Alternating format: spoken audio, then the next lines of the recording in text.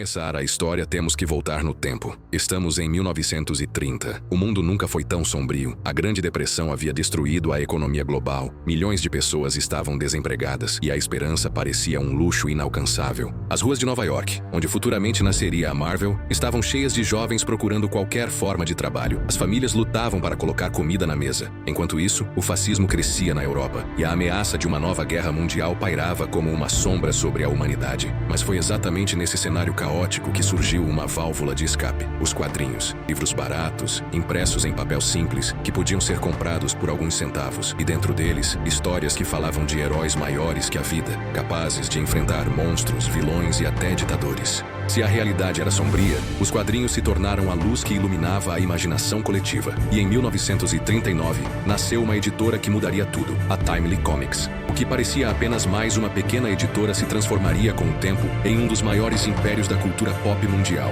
a Marvel.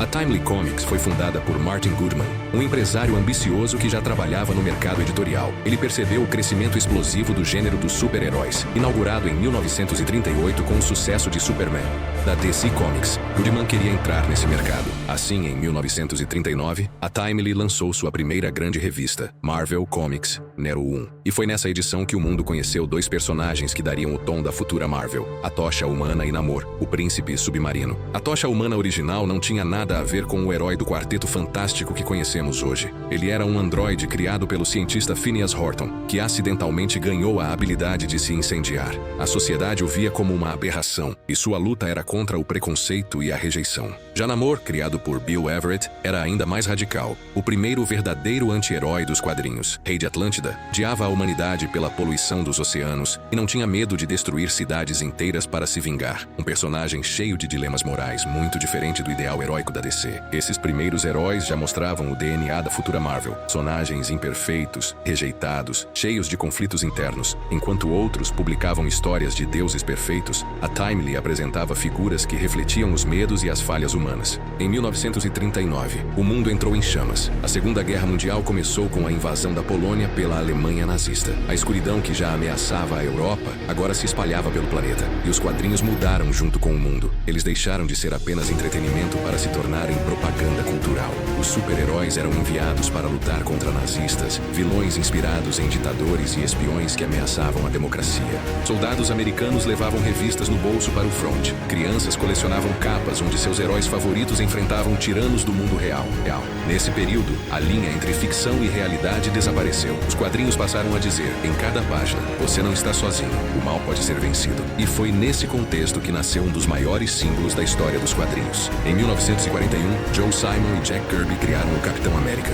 A ideia era simples, mas poderosa. Um jovem franzino chamado Steve Rogers iria lutar na guerra, mas era rejeitado pelo exército por ser fraco. Determinado a ajudar seu país, ele se voluntariou para um experimento secreto. Se transformou no primeiro super-soldado. O resultado foi o Capitão América Mimula 1, uma revista que estampava na capa uma imagem que chocou o mundo: o herói socando Adolf Hitler, meses antes dos Estados Unidos entrarem oficialmente na guerra. Essa capa foi ousada, provocativa e se tornou um sucesso instantâneo. Milhões de cópias foram vendidas e o Capitão América se tornou rapidamente um ícone do patriotismo. Mas ele era mais do que propaganda. Steve Rogers simbolizava os valores de coragem, sacrifício e resiliência em tempos de medo. Era a prova de que, mesmo o mais frágil dos homens, podia se tornar um herói. Jack Kirby e Joe Simon receberam até ameaças de grupos simpatizantes ao nazismo nos Insinua. Mas nada disso deteve o impacto do Capitão América. Ele havia nascido para ser um símbolo da luta contra a tirania. Enquanto isso, a rivalidade com a DC crescia. DC tinha o Superman, símbolo da perfeição; o Batman, o vigilante sombrio; e a Mulher Maravilha, a deusa amazona. Heróis maiores que a vida, quase inalcançáveis. Já a Timely oferecia algo diferente. Heróis que sofriam, que eram rejeitados, que tinham falhas. A Tocha Humana era temida pela sociedade. Namor oscilava entre herói e vilão.